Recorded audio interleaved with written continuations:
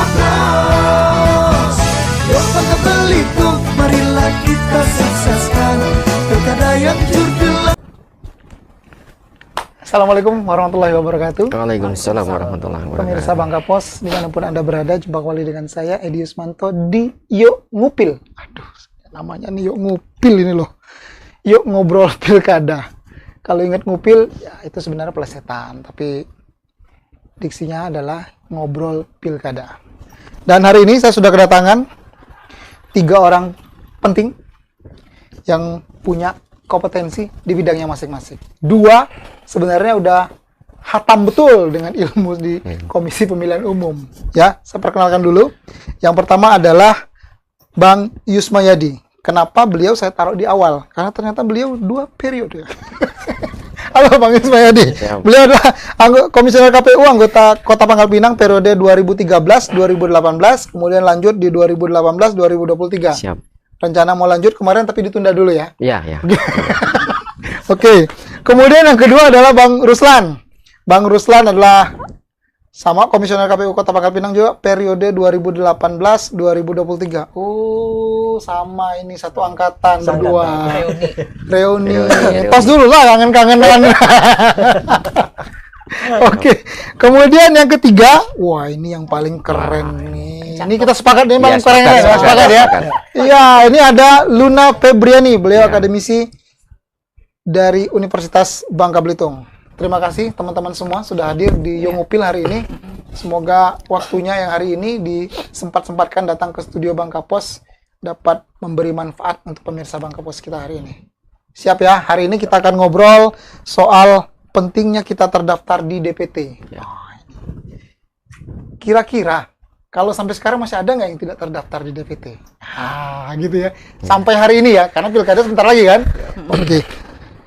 Dan pemirsa, informasi kepada Anda semua untuk KPU Kota Pangkal Pinang sebenarnya sudah menetapkan DPT Kota Pangkal Pinang di pilkada nanti itu sebanyak 164.330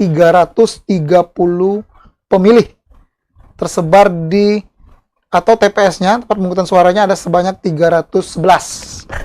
Ya, karena instruksinya adalah DPT hari ini, saya langsung ngomong yang sudah ditanyain soal DPT. Wah, Bang Yus sudah siap-siap nih. Bang Yus sudah siap-siap. Bang Yus. Ya. Bicara soal DPT, maka bagaimana Bang Yus melihat DPT yang saat ini? Pentingnya terdaftar di DPT itu dulu. Baik.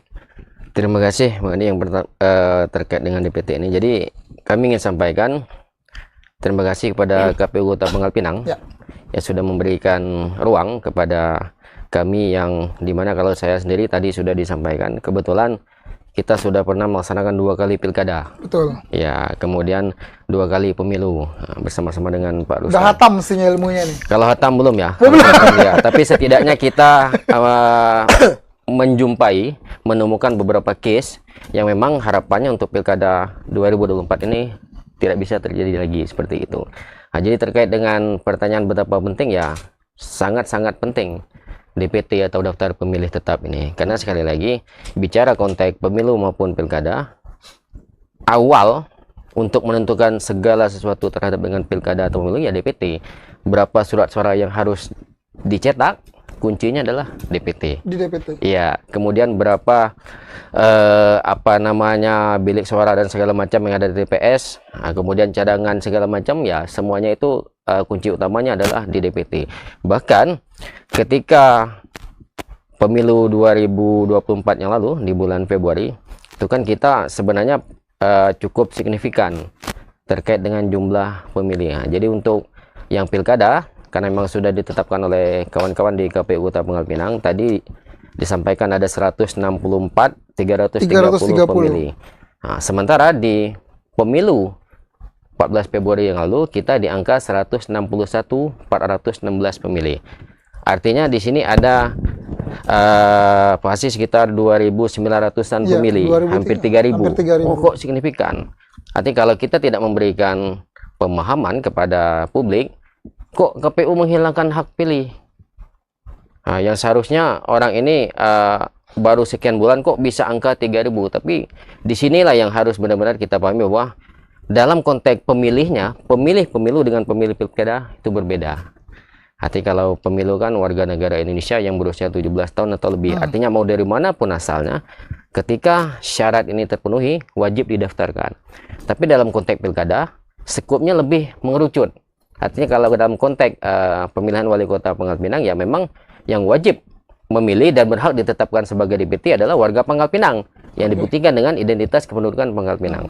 Begitu juga ketika pemilihan gubernur yang memang harus KTP Bangka Belitung. Walaupun dia sudah menetap di sini, bekerja di sini, tapi identitasnya bukan Bangka Belitung, ya tidak bisa kita tetapkan sebagai pemilih di Pangkal Pinang. Nah, jadi hal-hal yang seperti ini yang kadang-kala mohon maaf masyarakat kita belum begitu memahami, sehingga ada persepsi melihat penyelenggara dalam hal ini KPU, kok KPU ini mudah sekali 3.000 loh ya, menambah pemilih, menghilangkan pemilih, tapi ya itulah yang fakta yang terjadi.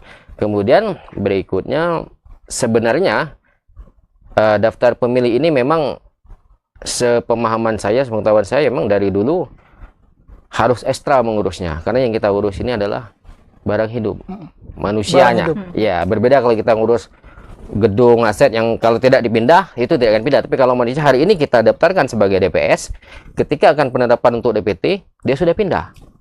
Atau hari ini dia KTP luar, besok dia pindah jiwa menjadi Pangkal Pinang, sementara tahapan pemutaran daftar pemilihnya sudah lewat. Nah, jadi ini kan kecolongan. Jadi kalau pertanyaan Bang Adi, masih ada ya, tidak menutup kemungkinan masih terdapat warga yang sudah ber-KTP Pangkal Pinang belum terdaftar. Tapi sekali lagi KPU sejak 2017 itu memang sudah memberikan ruang kepada pemilih-pemilih atau warga yang memang sudah memiliki identitas kependudukan tapi tidak bisa memilih.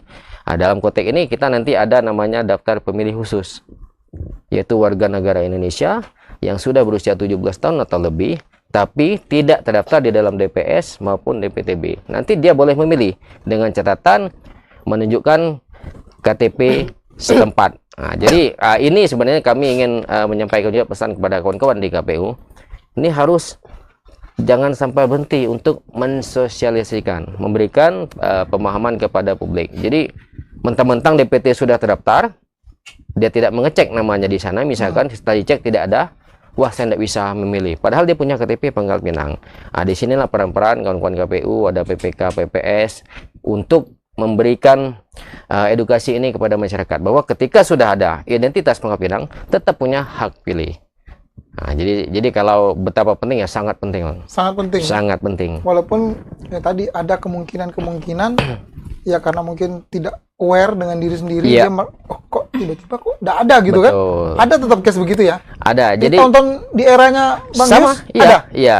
Jadi makanya sekali lagi, sebaik apapun program, kemudian segencar apapun sosialisasi yang dilakukan oleh penyelenggara dalam hal ini KPU, bahkan dibantu dari stakeholder dan pemerintah daerah, tapi kembali juga ke masyarakat kita, Bang. Artinya sampai mana kepedulian masyarakat. Mungkin kalau dia dalam konteks pegawai misalkan ASN, dia peduli, dia akan melihat, karena nama-nama yang diumumkan oleh KPU ini nanti akan ditempelkan di kelurahan, ya Mbak Luna, seperti atau di tempat-tempat umum yang itu kewajiban masyarakat itu harus melihat sebenarnya. Saya ini harus sudah terdaftar. Ya? Iya, ada tidak nama saya. Betul. Misalnya. Itu bukan hanya DPT. Ketika kemarin DPS daftar pemilih sementara itu KPU sudah mengumumkan. Jadi saya ini terdaftar atau tidak. Kalau saya terdaftar, oh anak saya pemilu kemarin belum 17. Sekarang dia bulan Maret kemarin sudah 17, harus didaftarkan. Idealnya kan harus mengecek. Kalau belum terdaftar, laporkan. Nanti kan ada petugas di kelurahan. Anak saya sudah 17 tahun loh, kok belum ada? Oh sebentar, kita proses lagi. Tapi yang saya pahami dari dulu ya seperti itu. Kalau sudah diumumkan, bahkan mohon maaf, sampai hilang itu kertas-kertas diumumkan itu mungkin terhitung yang melihat. Cuman nanti termasuk saya sebenarnya. Ya saya juga jarang sih ngelihat. Iya, gitu. Padahal itu penting, Bang. Jadi nanti ketika akan mendekati hari H, dicek. Mohon maaf, ada yang mungkin memberi, kamu terdaftar di TPS apa? Saya tidak tahu. Coba cek. Ketika tidak, ribut. Oh, KPU kerjanya tidak benar. Saya sekeluarga tidak terdaftar. Padahal kita tidak tahu ketika proses pemutahiran daftar ke rumah itu yang bersangkutan mungkin sedang tidak di tempat atau sedang di luar kota. Jadi banyak hal lah, Bang. Iya. Tapi kalau kayak case-nya saya pribadi saja, case-nya saya ini kan saya jarang di rumah. Siap. Jadi mungkin termasuk kayak kemarin misalnya Pantarli atau apa ngecek semua, mungkin tidak pernah bertemu sama saya. Dan rumah saya mungkin tidak ditempel sama Oh iya, itunya, stiker itu. Stiker itu Iya, ya, iya, tidak siap, ditempel itu. siap. Tapi saya mengakalinya dengan saya cek DPT online. Betul, betul. Ya, saya akali itu, saya cek sendiri, saya masuk ini KTP saya dan ya, alhamdulillah ada sih. Jadi bagi saya itu cukup sebenarnya. Kira-kira manusia-manusia yang seperti saya ini bagus tidak ya? Kira-kira. Ya, kalau semua masyarakat kita seperti yang disampaikan ya enak. Artinya semua cukup melalui HP Ya, gitu kan. saya memang jarang sih. Iya. Misalnya ngecek ngeliat ke kelurahan, misalnya atau nanya ke RT atau apa, jarang. Tapi saya berusaha karena saya merasa bahwa saya juga punya hak pilih, Betul, KTP betul. saya ada di Siap. sini, maka saya akan berusaha apa sih cara cepat saya untuk mengakses ini semua. Iya, Saya iya. memanfaatkan akses internet itu. Iya, Saya setuju. coba cek, masukkan nick sendiri dan udah ada. Itu clear nggak sebenarnya? Ya, makanya saya bilang tadi, ini kunci juga masyarakat harus peran aktif. Aktif juga ya? Makanya Oke. segencar apapun tetap harus ada peran aktif dari masyarakat itu sendiri. Baik, Seperti berarti itu. harus aktif. Itu Bang Yusmayadi. Siap. Sekarang Bang Ruslan. Bang Ruslan, sama. Saya mau mengawalinya juga dengan pentingnya kita terdaftar di DPT. Menurut kacamata seorang Bang Ruslan. Ya, pertama dikatakan penting, memang sangat penting karena ini organ vitalnya gitu Ya. kan. Ya, partisipasi itu baru bisa dinilai kalau memang dia itu sudah terdaftar di DPT gitu. Terkadang masyarakat menilai bahwa kepedulian, keikutsertaan, partisipasi mereka itu terhadap pemilu ataupun pilkada itu hanya ketika datang hari H, padahal tidak. Iya. Ya, itu ketika KPU memulai tahapan A sampai Z itu peran mereka sudah harus dibutuhkan. Peran mereka pertama terkait dengan DPT gitu, mengecek apakah nama mereka sudah terdaftar atau belum. Gitu. Yang kedua, selain dia mengecek diri mereka sendiri, dia juga harus mengecek pihak keluarganya. Ya. Oh, Ya, itu membantu ya, aktif iya, juga bukan ya. hanya individunya dia. Kalau dia sebagai seorang ayah, berarti dia harus mengecek istri dan Betul. Anak-anaknya. kalau memang dia sebagai istri, berarti suami dan anak-anaknya. Ya. Terkadang kita sebagai orang tua ini, ya kalau sudah melihat kita terdaftar, dia tidak peduli dengan anaknya, itu suatu hal yang salah gitu kan. Terkadang anak-anak ini, apalagi dia masih relatif muda atau pemilih pemula, dia tidak peduli apakah dia sudah terdaftar atau belum ke dalam DPT gitu. Ya. Baru nanti cari tahu kalau udah deket. Nah, Iya. itu Udah waktunya udah deket, Betul. baru aku pilih dong, aku masuk dong, milih di Iya. mana ya? Baru Ribut, mencari-cari ya. betul. yang kedua, kenapa DPT itu sangat penting ya, terdaftar di dalam DPT itu sangat penting. Yang kedua, orang yang terdaftar di dalam DPT itu spesial dia. Kenapa saya katakan spesial? Ketika dia menggunakan hak pilihnya di hari hanya nanti, dia suara-suaranya utuh dia. Kita pilkada serentak ini berarti ada dua jenis surat-suara. Iya. Pemilihan gubernur dan wakil gubernur, pemilihan wali kota dan wakil wali kota. wali Kalau kota. kita di Kota Pangkal Pinang ya. Ya. Nah itu kedua-duanya itu penting, jangan sampai nanti mereka tidak mengecek namanya gitu kan, sehingga mereka tidak tahu gitu bahwa akan dilaksanakan pilkada serentak di tahun 2024 ini, khususnya pada tanggal 27 November. November 2024 nanti ya. Iya, Oke, itu sangat penting sekali. Artinya Bang Ruslan, Bang Yusmayadi juga sepakat bahwa sangat penting ya, Ya. terdaftar di DPT. DPT. Nah, gimana kalau bahasa atau pendapat dari seorang akademisi? Iya. Ya kan kita pernah dengar, ya kan? Kaluna, bagaimana Kaluna? Saya mau mengawalinya juga dengan pertanyaan awal nih. Tema kita hari ini, pentingnya kita terdaftar di DPT. Kacamata seorang Kaluna akademisi. Sebenarnya saya cuma menambahi Ya, dari nambahin dua aja. pakar Oke. tadi ya. Jadi dari Bang Yus bilang pakar bahwa- dua ya? Pakar banget saya bilang ya.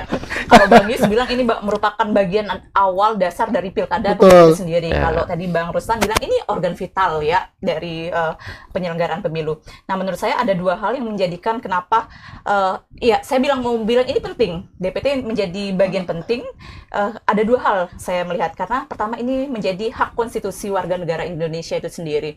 Nah, hak konstitusi ini berkaitan dengan partisipasi masyarakat dan berkaitan dengan kualitas demokrasi itu juga. Jadi ketika kita menyalurkan, ketika kita terdaftar di dalam DPT, otomatis kita bisa menyalurkan suara kita. Kita bisa menentukan calon pimpinan kita, pemimpin kita ke depan. Jadi kita memilih yang baik, yang terbaik dari yang baik. Nah, kemudian demokrasi kita akan berdampak pada demokrasi yang bagus. Nah, kedua, jadi ini juga penting bagi partai politik atau bagi peserta pemilu. Jadi dengan mengetahui jumlah yang terdaftar di dalam DPT bisa menjadikan indikator partai politik untuk melihat ke depannya apa yang akan mereka lakukan. Misalnya di satu daerah mereka lemah, oh mereka melihat DPT-nya. Misal sedikit, mungkin mereka akan mencari daerah lain untuk menambah jumlah suara itu sendiri. Nah, jadi selain bagi individu menyalurkan hak konstitusionalnya, kemudian juga penting untuk partai politik atau peserta pemilu lain untuk melihat apa yang akan dilakukan ke depannya. Gitu. Oke, jadi sepakat ya kita teman-teman semua, berarti penting ya. Sangat penting. Jadi Sangat saya juga penting. perlu mengimbau kepada masyarakat, terutama yang ada di Kota Pangkal Pinang terlebih dahulu ya, bahwa cek dulu, pastiin lagi, jangan-jangan sampai sekarang masih ada yang belum terdaftar. Ya kan, cara paling gampang seperti saya tadi kali Ya. ya, DPT dicek online. DPT online ya, Iya. itu yang paling gampang kan? Ya, paling gampang. Handphone cek, saya di DPT online kalau nggak salah ya, Iya. benar ya? Iya, DPT online. Nah itu bisa masukkan nick Anda ke situ, maka akan keluar di mana Anda memilih di TPS berapapun langsung jelas. Iya. Ada di situ. Betul. Betul. Clear ini ya? Ya. Wah, mantap ya. Itu kalau pakar-pakar udah di sini tuh gitu, asik gitu. Baik, saya langsung nih, Bang Yus melihat tadi ya, saya mau mengulas kembali soal kemudian mengedukasi kembali soal angka pemilih kita tadi. Oke, 100 sebelumnya 161, kemudian sekarang 164 64 ya. Nah, apa nih yang mungkin bisa diedukasi? Signifikan sekali nih, 2.900 hampir 3.000 ya. Oh iya, ya penambahan itu ya. Iya, penambahannya. Jadi yang pertama tadi, jadi definisi pemilih itu kan adalah warga negara Indonesia yang berusia 17 tahun pada hari pemungutan suara. Nah, ketika kawan-kawan di KPU, termasuk sebenarnya kalau pemilu 2024 kemarin masih di kita ya, pada dalam periode sebelumnya. Oke. Ya, nah, jadi kami melakukan itu, kata kuncinya adalah kita hitung. Jadi yang lahir 14 Februari 2007 ketika itu. Artinya kalau yang lahir di tanggal itu genap ketika 14 Februari 2024 sudah 17 tahun, itu wajib. Hukumnya harus kita daftarkan sebagai pemilih.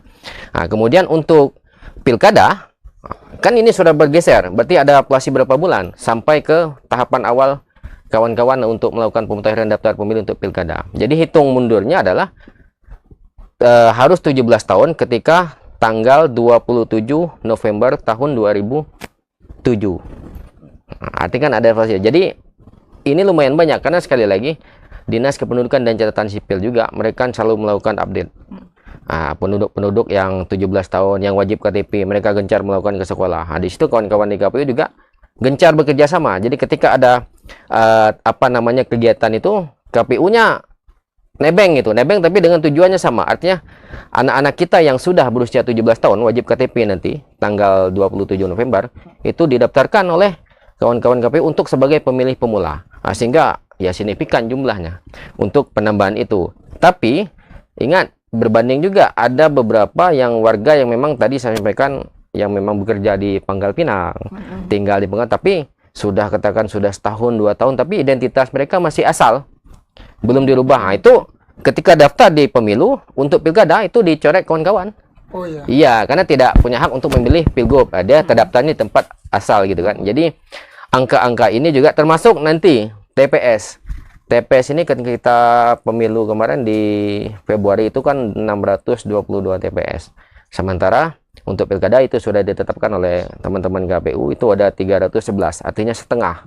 Ya. Nah, itu kan muncul juga pertanyaan, loh kok dengan mudah sekali KPU ini menghilangkan hak pilih, menambah kemudian merubah TPS. Yang sekian banyak setengah loh, ada apa? Kan bagi yang mohon maaf yang belum memahami. Tapi sekali lagi ada regulasi yang mengatur seperti yang tertuang di PKPU 7/2024 tentang daftar pemilih untuk pilkada.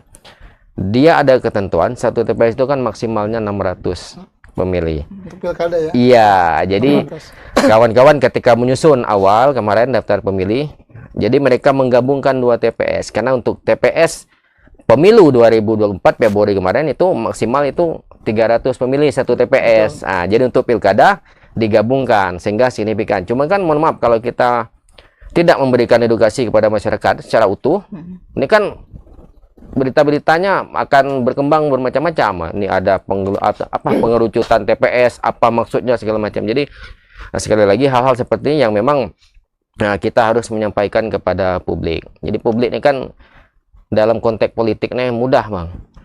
Zaman sekarang nih orang kirim di grup saja, itu mau benar atau tidak.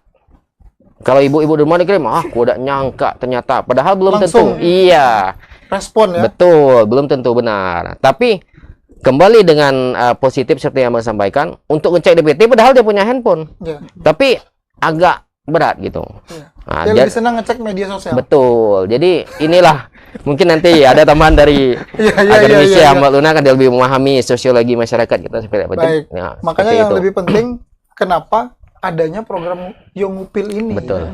Siap. Ini kan bagian dari Sosialisasi. sinergitas Betul. KPU dan Bang Kapos Bang untuk Kapos. kemudian mengedukasi Siap. pemilih. Ini kan informasi-informasi yang kemudian mungkin orang sekarang lagi santai, mama jam segini lagi nongkrong Iya. di rumah kan, ini Iya. rupanya nih kata dia kan, di dekat rumah nih jadi kemarin milih di TPS sana ternyata dekat sini ternyata nih alasannya Betul. gitu kan. Mereka lebih Kayak saya paham, mungkin betul. tadinya harus di TPS ujung ternyata lebih dekat. Iya. Ternyata jumlahnya maksimal satu TPS sekarang di 600. 600. Kalau kemarin di pemilu ada di 300. 300. Siap. Aduh, aman nih, cerdas makanya nonton Bang Kapos.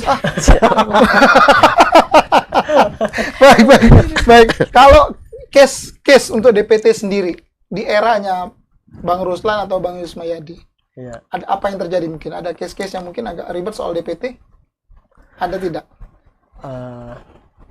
Kalau dulu ketika Yang kira-kira pemilu serentak, bikin teman-teman komisioner, aduh, bingung nih kayak gitu.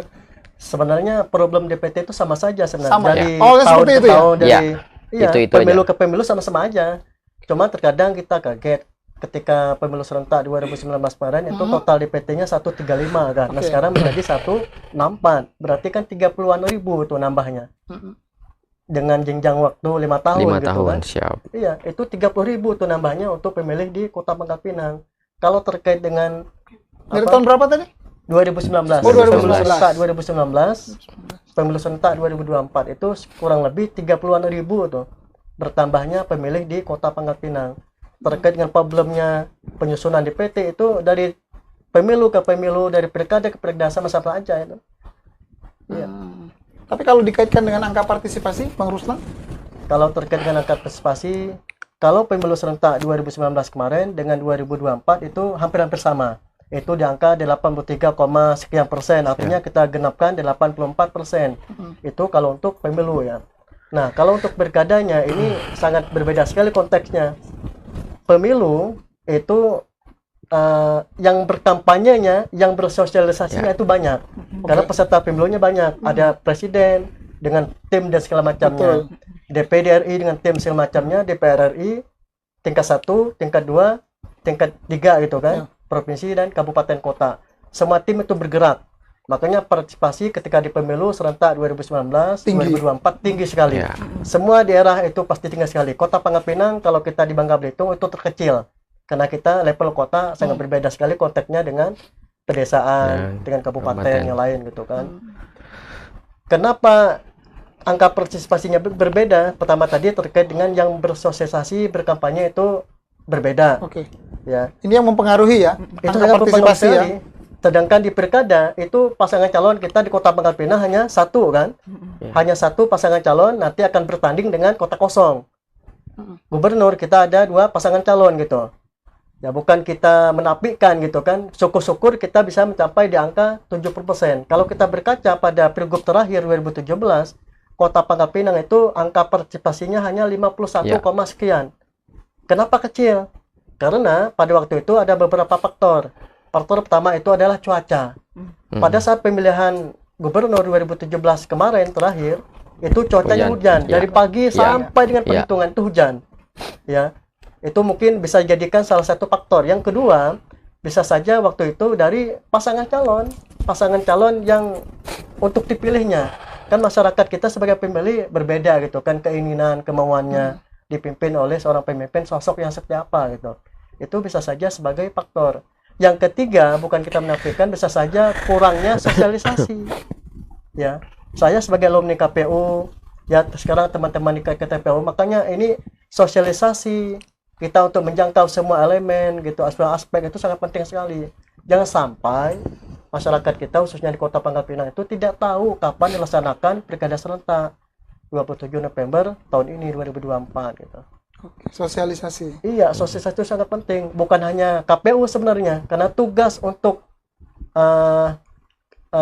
menyampaikan pelaksanaan pemilu serentak itu juga ada di pasangan calon serta timnya partai politik. Karena ini bukan hajatan KPU, tetapi hajatan kita bersama. Makanya disebut ingat pesta demokrasi gitu kan. Ayo sama-sama. Pilkada Kota Pangkal Pinang periwaktu terakhir 2018 itu tingkat partisipasinya hanya di angka 61, sekian. Artinya naik 10% ya. Dari Pilgub 2017 kita masuk ke periwaktu 2018 naik 10% kurang lebih ya. Nah, itu juga sama problemnya. Karena kita levelnya Kota Pangkal Pinang yang mayoritas masyarakat kita adalah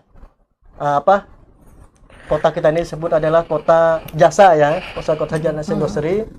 Tentu ini sangat berbeda sekali tingkat kepedulian dan segala macamnya itu terkait dengan pelaksanaan pilwaktu ataupun pilkada. Agak sedikit lebih cuek ya? Iya. Kalau di kota?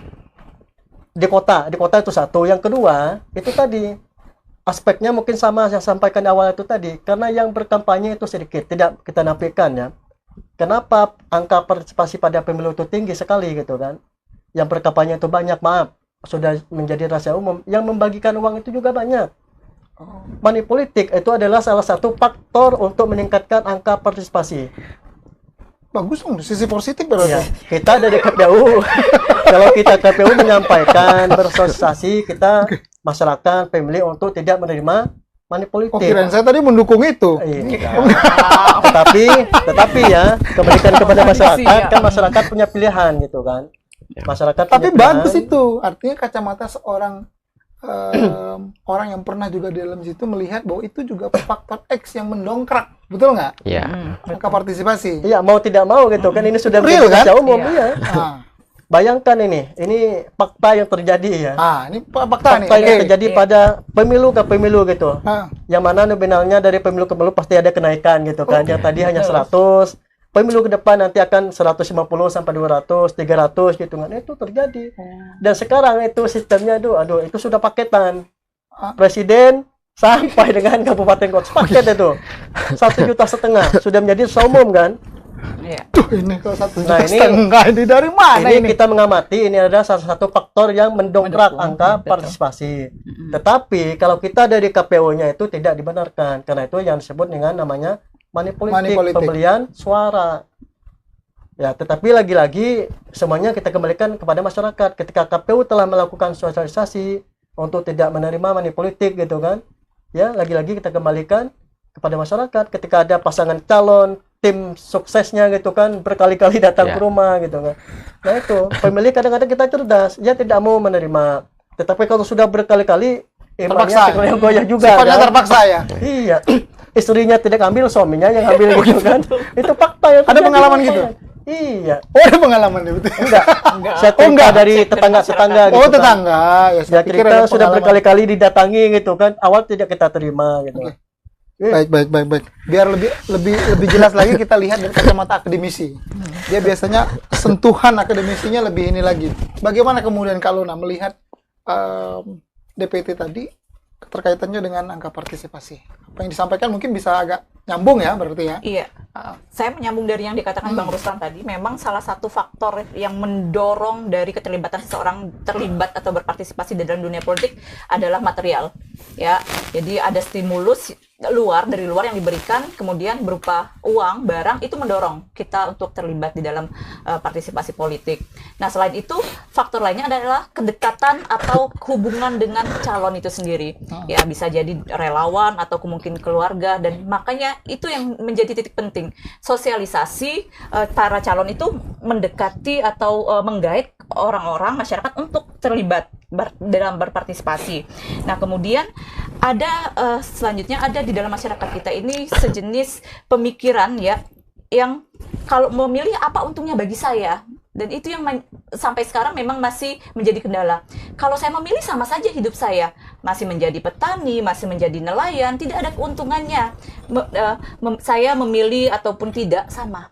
Jadi saya lebih baik bekerja pada hari itu ke kebun, ke TI misalnya kalau dulu ya, saya menghasilkan uang. Tapi kalau saya pergi ke TPS, saya nggak menghasilkan uang, nggak ada kontribusinya, nggak ada untungnya lah bahasanya untuk saya gitu ya. Jadi ini yang harus dipecahkan.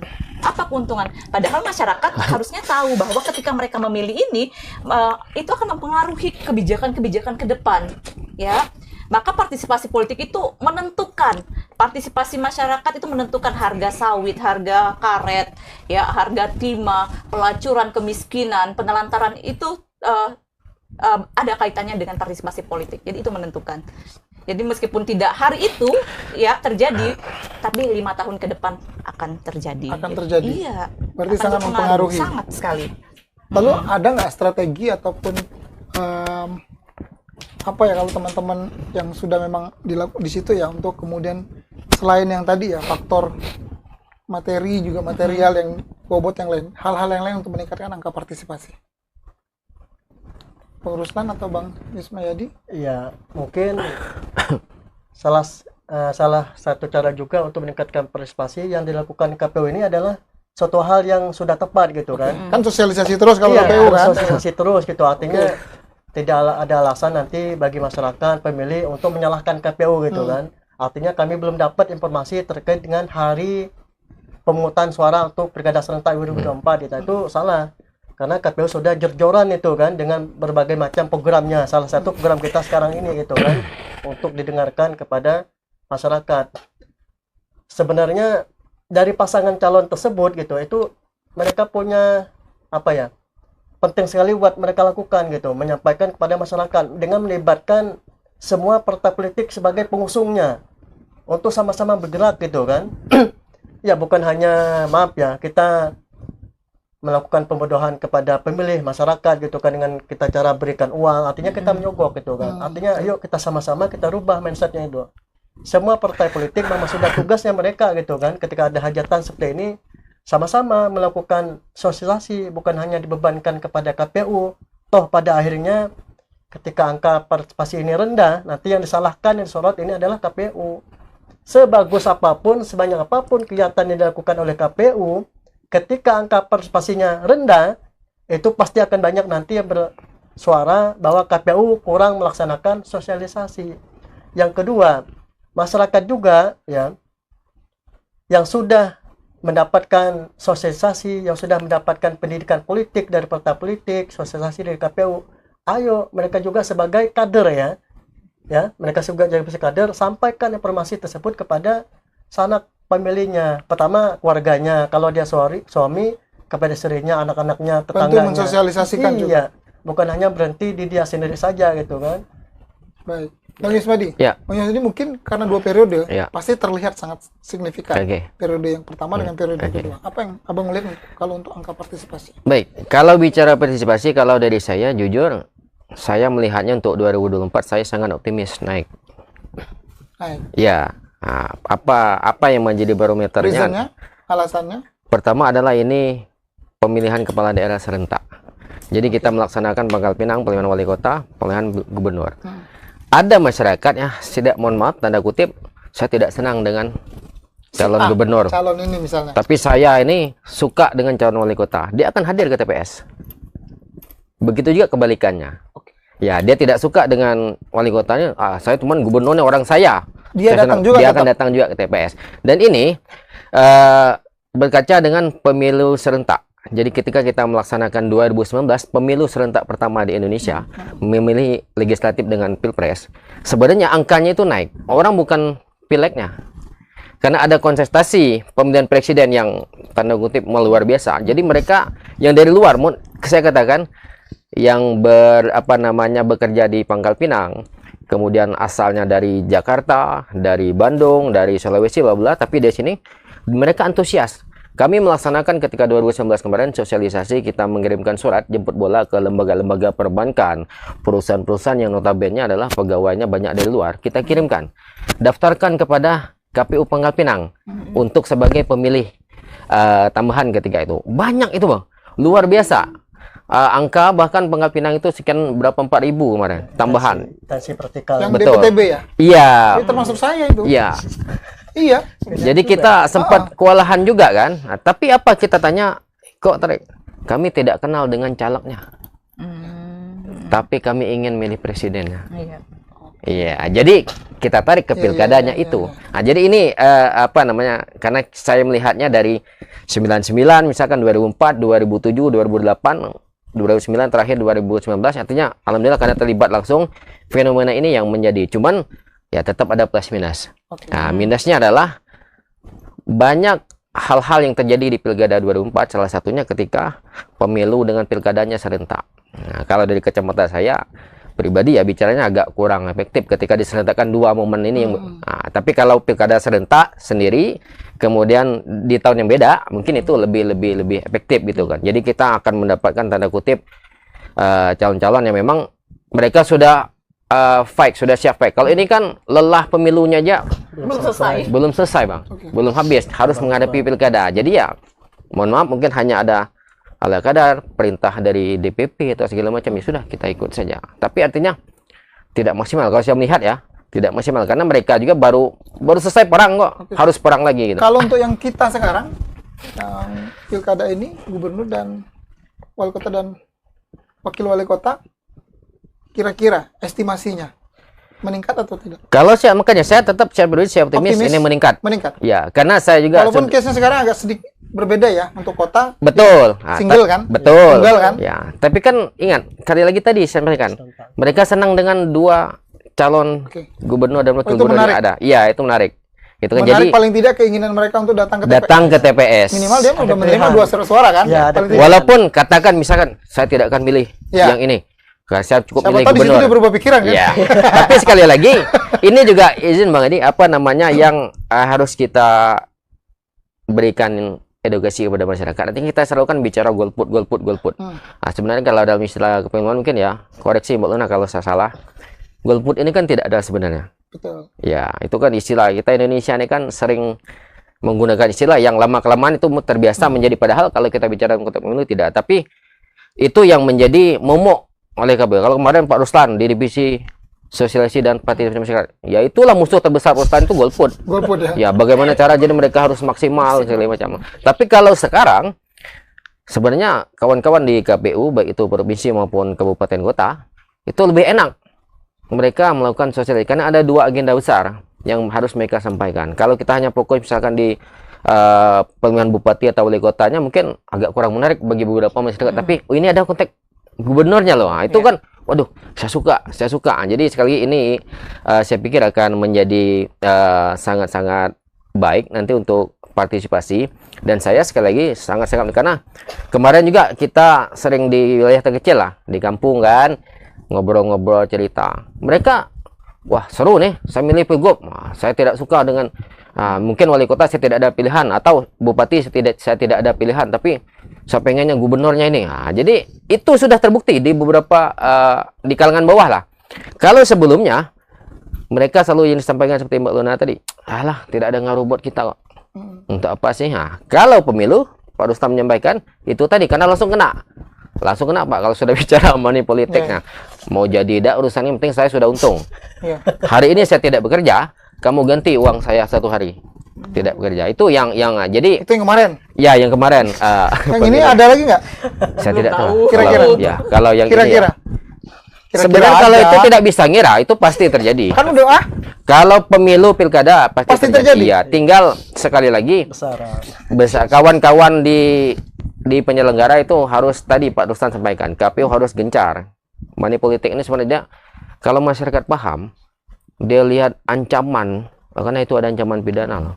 Itu mereka akan takut. Money politik. Iya. Baik yang memberikan maupun menerima. Ancamannya? Pidana bahkan. Kurungan itu. Ada kurungan penjara.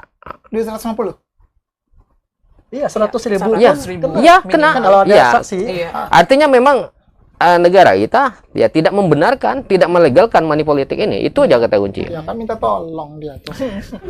Ya, tapi sekali lagi ya kembali kita tarik ya memang kos politik ini mahal Bang. Mereka minta tolong. Oke Bang, bentar Bang. Bang Ruslan, Bang Yus sabar dulu. Kita mau dengar dulu. Aluna. Kan angka partisipasi melihat fenomena yang terjadi tadi disebutin. Ada tadi kemungkinan besar sisi positifnya money politik mendongkrak angka partisipasi cukup tinggi. Kalau Bang Yusmadi melihat pilkada, pilgub dan Pilwako. pilwako itu sebenarnya berkorelasi langsung ini siap. sebenarnya. Ini urutnya enak, ada yang suka pilgub, ada yang suka Betul. pilwako, Iya. tapi paling tidak keinginan mereka untuk Datang datang ke TPS ya, itu ada itu sebenarnya sudah. untuk Ya, itu kan betul. itu juga Ada sebenarnya memacu itu. lah untuk peningkatan Betul. angka partisipasi. Nah, melihatnya kalau dari kacamata sosial misalnya, emang masyarakat kita sesulit itukah sekarang untuk datang ke TPS dan memilih? Oke, kalau saya nyambung dari Bang Ya. Yus tadi ya, kalau Bang Yus agak sedikit optimis ya Ya, bahwa siap. mengalami Ya. peningkatan. Oh, ini kebalikan ini. Saya berkaca dari hasil riset sebelum dilakukannya Pilpres kemarin ya. Jadi hasil riset menunjukkan bahwa ini terutama terjadi pada generasi Z plus generasi Y ya, atau Ya. milenial ya. Jadi hampir kalau Z plus Y itu gabungannya sekitar 54% dari total pemilih ya. Nah, hasil riset menunjukkan bahwa sekitar 60% dari orang-orang muda ini berniat untuk ikut di dalam Pilpres. Ya, namun ini keterbalikan. Ketika pileg, pilkada, mereka tidak mau terlibat. Betul. Ya, nah tadi mungkin euforia Pilpres itu menasional, Ya. mendunia ya, Ya. di televisi. Wahnya kita seru saksikan, ini ya. pokoknya ya. Pokoknya tadi kata Bang Ruslan, semuanya ikut terlibat ya, orang-orang terdekat terlibat. Nah, pilkada, pilwako, mungkin ya kalaupun mengalami kenaikannya sedikit sekali menurut saya. Terlebih ketika sekarang kita mengalami sebuah fenomena baru Betul. yang mungkin tidak diketahui oleh masyarakat. Ya. Masyarakat juga masih berkaca-kaca, bertanya-tanya ya di desa-desa misalnya. Ini calon kolom kosong ini yang seperti apa, nyoblosnya seperti apa. Terus mereka juga bilang kalau kami nyoblos pun tidak masalah. Mereka pikir akan menang yang ada calonnya. Nah, jadi fenomena-fenomena baru yang ada di dalam masyarakat juga mungkin mempengaruhi mereka untuk ketidaktahuan mereka mempengaruhi mereka untuk enggan atau malas terlibat ke dalam pergi ke TPS ke depan. Nah, begitu Bang. Jadi selain faktor tadi, faktor sedikit keterlibatan tersebut, maka perlu tadi calon-calon itu untuk menggait terus orang-orangnya itu. Berarti memang Tim-tim, ya. tidak hanya teman-teman dari penyelenggara KPU ya, dari semuanya juga harus ya. Iya, betul. Apalagi di kota ya, di kota yang notabene sekarang adalah calon tunggal, Iya. sebenarnya ekstra loh harusnya kerjanya ya. Benar-benar memahami, apalagi masyarakat kita yang benar kata Kak Luna, banyak kok beberapa orang juga yang ketemu sama saya tuh menyampaikan berpikirnya ini sama. Iya. Berarti kalau kita nggak datang ke TPS nih, tidak milih, berarti yang satu itu udah pasti menang. Iya. Padahal sebenarnya tidak seperti itu kan? Bener kan? Artinya kan kita juga harus atau mungkin bisa diluruskan, hitung-hitungan angka partisipasi ini sebenarnya orang datang ke TPS ya, atau orang ke TPS tapi asal-asal milih, atau apa angka partisipasi ini? Biar enak kita mengedukasi. Ini nggak tahu kalau dari Kapolri sendiri setelah Ya. melaksanakan sosialisasi atau belum terkait dengan fenomena kota kosong dan ada pasangan calon gitu Ya. kan. Nah, sebenarnya ini sangat penting gitu kan, ketika hanya satu pasangan calon bertanding dengan kota kosong gitu kan, ketika mereka mencoblos pasangan calon ya, nah itu ada hitung-hitungan nanti akan ditambahkan oleh Bang Yus nanti, hitung-hitungan nanti terkait perolehan suaranya nanti ya, apakah dia sah tidak sebagai pemenang, itu ada hitung-hitungannya nanti disampaikan oleh Bang Yus. Dan juga ketika mereka memilih kota kosong, itu kan memang sudah diatur oleh konstitusi gitu kan, artinya bukan mereka tidak hadir ke TPS dan menggunakan hak pilihnya bahwa seolah-olah pasangan calon yang ada itu tidak menang gitu kan. Nah, itu salah, persepsi yang salah Ya, gitu ya. kan. Maksudnya kemudian mungkin Bang Yus atau Bang Ruslan yang mungkin bisa mengedukasi masyarakat kita, definisi angka partisipasi sebenarnya itu dihitung apanya? Orang datang ke Nyoblos. TPS, kemudian ambil kertas suara, memilih, siap. atau mereka yang datang tapi tidak memilih, atau seperti apa? Ya, baik. Tambahan Pak Ruslan nanti kalau ini. Yang pertama adalah, makanya saya bilang tadi, kalau golput itu sendiri kan tidak ada. Istilah golput itu kan kebiasaan kita menyebutnya golput. Tapi sebenarnya adalah ketika masyarakat kita sudah terdaftar sebagai pemilih, kemudian dia datang ke TPS, perkara dia mencoblos atau tidak, dia sudah menggunakan hak pilihnya. Datang ke TPS? Ya, Partisipasi. itu sudah masuk angka partisipasi. Jadi walaupun mohon maaf tidak ada yang disenangi, tidak ada yang disukai, dirusak surat suara itu, ya, sehingga menjadi surat, misalnya ya, kita contoh ya. sehingga menjadi surat suara tidak sah, misalkan, ya, partisipasi dah ingkat, karena kita melihat angka partisipasinya berapa tadi jumlah DPT, gitu kan, 164 Pangkal Pinang, kemudian berapa yang menggunakan hak pilihnya. Kita bukan melihat berapa suara sah segala macam, tapi yang didaftarkan oleh KPU, yang ditetapkan oleh KPU sebagai pemilih, kemudian berapa Berarti ini persen isi yang absen datang. ya? Iya, absen itu dilihat. Oh. Betul, ya, absen itu. Hitungan angka Kehadiran. partisipasi Iya, itu kehadiran. absensi Iya, kehadiran ya. iya, iya. Kehadiran. Makanya salah satu langkah yang harus dari dulu, saya ingat saya, dari dulu KPU selalu menggaung-gaungkan, mencontohkan, gunakan hak pilih Anda dengan datang ke TPS. Quote-nya di situ Iya, sebenarnya. betul. Datang ke TPS. Datang ke TPS, siap. Nah, jadi apa namanya? Ketika datang ke TPS itu sudah menjadi warga negara yang baik karena sudah menggunakan hak pilih. Pilihan itu pribadi. Iya. Nah, pilihan kita KPU tidak masuk ke sananya. Ya. Ya, tidak boleh masuk ke sana. Tapi kewajiban KPU adalah mengajak masyarakat yang sudah terdaftar untuk datang ke TPS. Nah, sekali lagi. Nah, jadi alhamdulillah kalau kemarin putusannya karena waktu pemilu ya memang sangat-sangat gencar, Bang. Bahkan cara kita menggait masyarakatnya, ya kita beri bingkisan, souvenir. Oh, boleh? Iya boleh untuk Dari KPU. untuk dari KPU-nya ketika kita memberikan sosial. Jangan lupa ya, kita tidak banyak mengingatkan. Iya. Jangan lupa Bapak, Ibu, Amang, Bi, tanggal sekian datang ke TPS. Sudah. Bingkisannya apa? Kayak Souvenir. ini. Souvenir, boneka segala macam. Oh, Ah, Tidak berupa uang sebenarnya. tidak. Souvenir berupa ini Ya, boneka Boneka, mood. Maskot bisa, Oh. maskot, gantungan Maskot. kunci. Bukan sembako, bukan. Tidak boleh. KPU nggak boleh ada. ya? Oh iya. Kalau mau dia ngasih, Iya. terima ya. Oke, saya nanya. Berarti nggak boleh ya? Nggak boleh. Itu untuk memotivasi. Ya, Tapi jadi yang paling penting quote-nya adalah itu tadi Bang Ide. hadir. Ke TPS. Datang siap. ke TPS. Betul.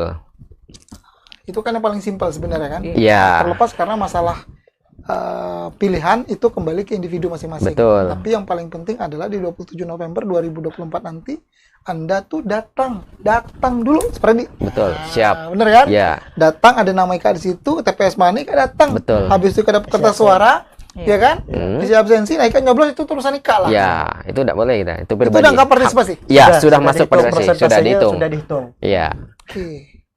Dan sebenarnya yang susah itu mengajak mereka. Datang ke Betul. TPS. Ya, Itu itu yang susah. tugas Itu paling yang berat. susah. Iya.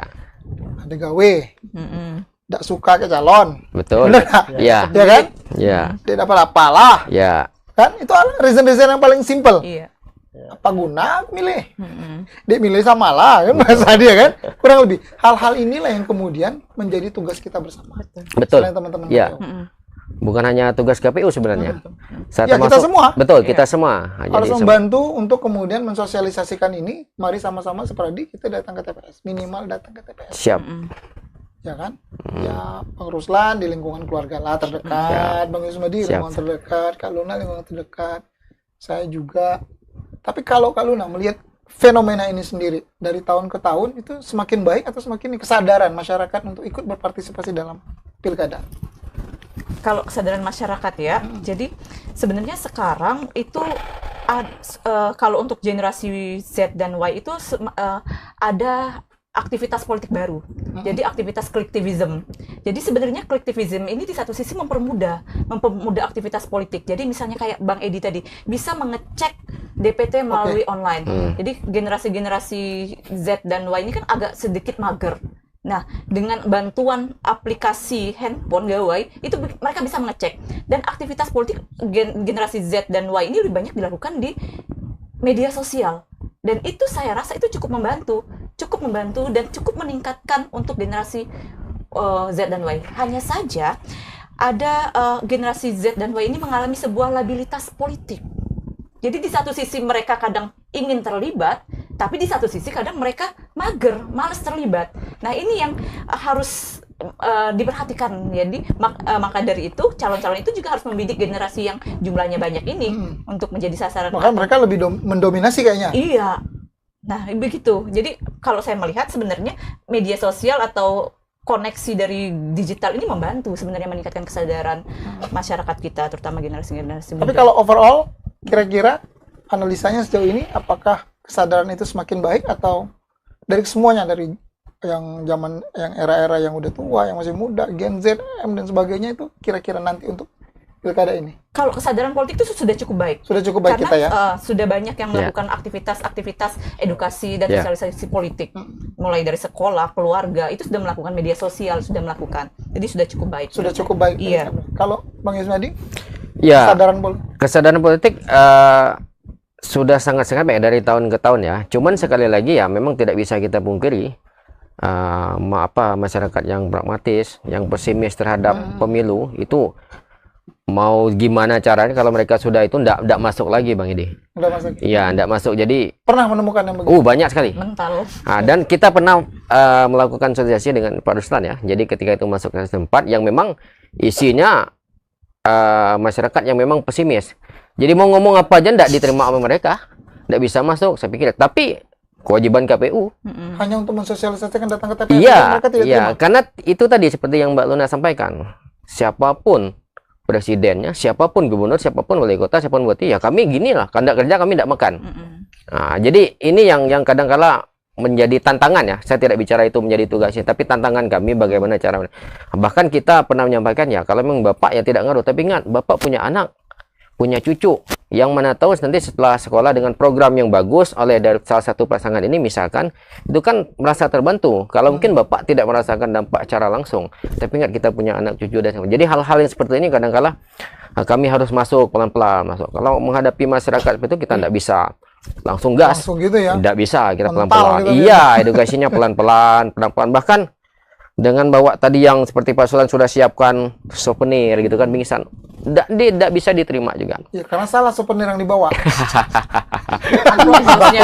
Sembako. Iya, Sembako. souvenir yang dibawa salah. Bawanya ini misalnya.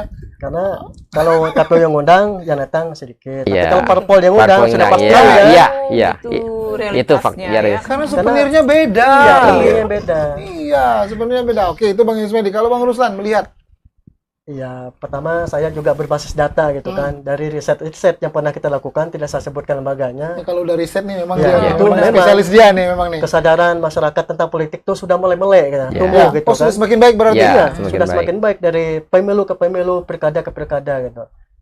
Tetapi tugas berat kita gitu kan untuk melawan golongan yang apatis ini. Apatis kalau kita di bahasa bangkanya ini tidak kawan nyusahnya Ya, itu ada masih manusia. banyak. Mereka paham, mereka tahu tanggal pelaksanaan, tapi mereka tidak mau datang Ya. ke TPS. Apatis, tidak peduli sama sekali. Untung ruginya tidak ada seperti yang disampaikan tadi kan. Apa untung ruginya buat saya gitu kan. Makanya KPU sekarang gitu kan, walaupun golongan apatis ini sudah banyak di Kota Pangkal Pinang, tetapi KPU bersama dengan lembaga pendidikan, sekolah-sekolah itu sudah mulai membentuk kader yang memang peduli dengan pemilu dan pilkada gitu kan. Kita dari KPU kita banyak sekali program peta yang menyasar ke lingkungan SMA, SMK gitu kan, SMP. Kita kader dari sekarang gitu, dan juga dari sekolah juga. Mereka ada namanya program ya, P5. P5 itu sering bekerja sama dengan kita KPU, kabupaten kota, provinsi, untuk kita hadir memberikan edukasi kepada peserta didiknya. Nah itu nanti akan dibentuk nanti untuk melawan golongan-golongan apatis yang tidak kawan nyusah saat ini. Oke. Ya. Berarti sepakat ya. Sekarang kesadaran berpolitik meningkatkan angka partisipasi semakin baik ya. Iya, Bang iya. Ruslan semakin baik, Bang Yusmedi Iya. juga semakin baik, Kak Luna juga Iya. semakin baik Iya. ya. Baik. Itu kan sih kita. Semangat kita. Pokoknya yang penting biar bagaimanapun yang paling simpel adalah masyarakat Bangka Belitung itu kan orangnya pintar-pintar, baik-baik, cerdas-cerdas. Kota Pangkal Pinang dan 7 kabupaten kota itu cerdas-cerdas. Yang paling gampang ya untuk ikut serta di pilkada ini mensuksesnya itu cukup datang ke TPS dulu. Perkara pilihan tuh kan tinggal buka kertas lah. Iya. Ya kan? Bener nggak? Iya, Tinggal iya. buka kertas. Nah, itu ya urusan kalian dan hati kalian sendiri. Iya. Nah, bukan urusanku. Nah, bener ya? Siap. Kalaupun nanti banyak hal yang mungkin sudah disebutkan oleh narasumber saya, ya banyak faktor, ya ada patika, wala, ada ini, abaikan itu semua. Mari gunakan hati nurani Anda, datang, sisihkan waktu Anda. Nanti biasanya libur kan? Iya, di Nah, libur. libur datang kita ke situ. Dan jangan lupa, jangan terima. Nih, jangan cemen tuh, nggak usah gitu-gitu guys, gaya. Ya. Nih. Kita harus Siap. mensosialisasikan ini kan? Betul. Ya, Siap. teman-teman KPU juga sudah mengingatkan, Bawaslu juga sudah mengingatkan bahwa tidak ada yang namanya money politik. Awas, ada sanksi. Ya, Benar ya? ya, Bang Yusuf Mayadi, ya, Bang siap. Ruslan ya? Benar. Kalau Nah juga ya? Iya, Baik. betul. Terima kasih buat narasumber saya. Tapi sebelum saya tutup, Sama-sama. saya mau masing-masing membuat closing statement berisi imbauan, harapan untuk tentunya masyarakat Kota Pangkal Pinang dan Bangka Belitung pada umumnya. Silakan dari Kak Luna terakhir aja kayaknya. Kak Luna, boleh Bang Yusuf Mayadi dulu? Boleh. Baik, terima kasih. Yang pertama adalah negara sudah mengatur siapa saja yang berhak didaftarkan sebagai pemilih. Betul. Nah, artinya ingat, walaupun sudah secara usia, kita sudah melewati tadi kan klausulnya adalah warga negara Indonesia berusia 17 tahun atau lebih pada hari pemungutan suara. Itu ketentuan awal. Tapi kan ingat, kita ada yang walaupun sudah 30, 40, 50 tahun tidak bisa milih. Kita ada namanya yang dikecualikan, anggota TNI Polri. Ya.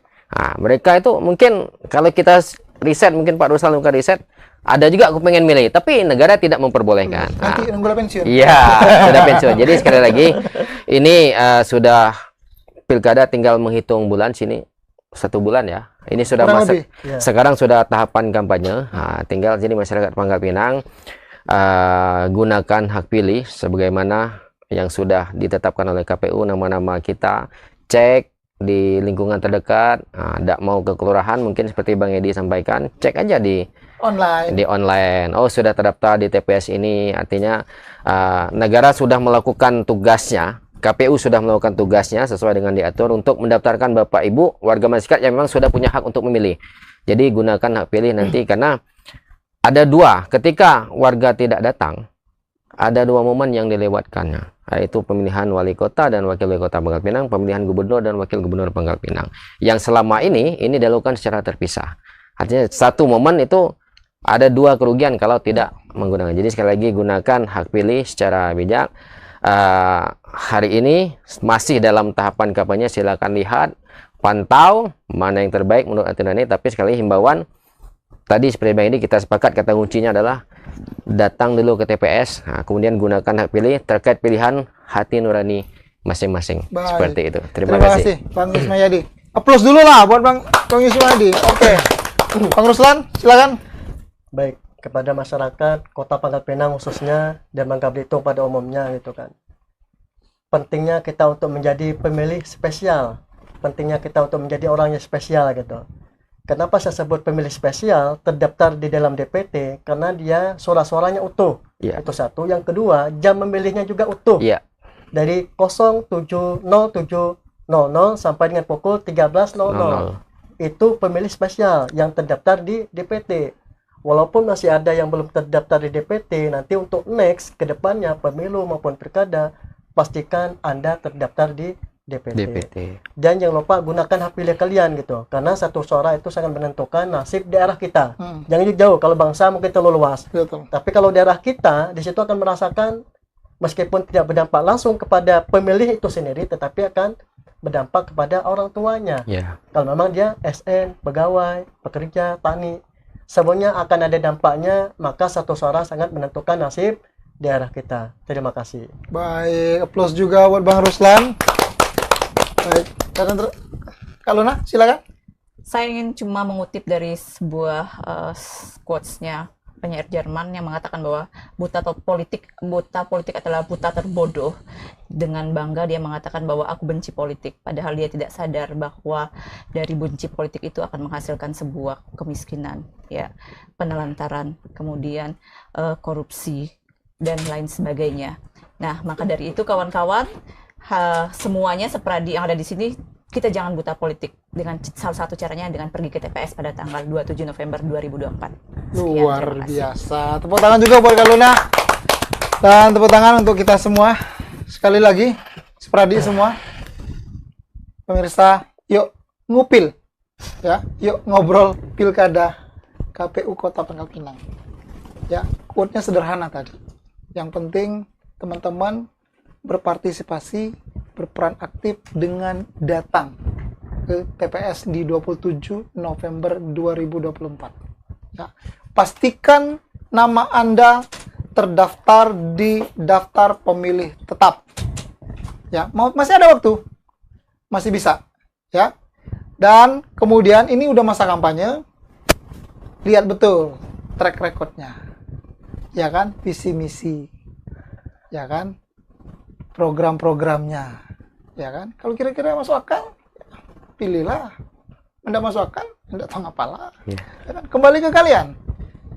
Semua pilihan ada di tangan Anda semua. Tapi jangan lupa, Anda harus datang ke TPS dan tentukan pilihan Anda di 27 November 2024. Saya Edi, pamit undur diri. Nanti kita jumpa lagi di Yo Ngupil berikutnya.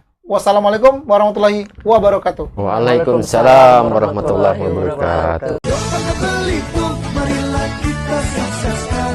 Pilkada yang jujur langsung membebas rahasia. Yuk pada Belitung, saatnya kita memilih. Ayo gunakan hak suara kita di bilik suara.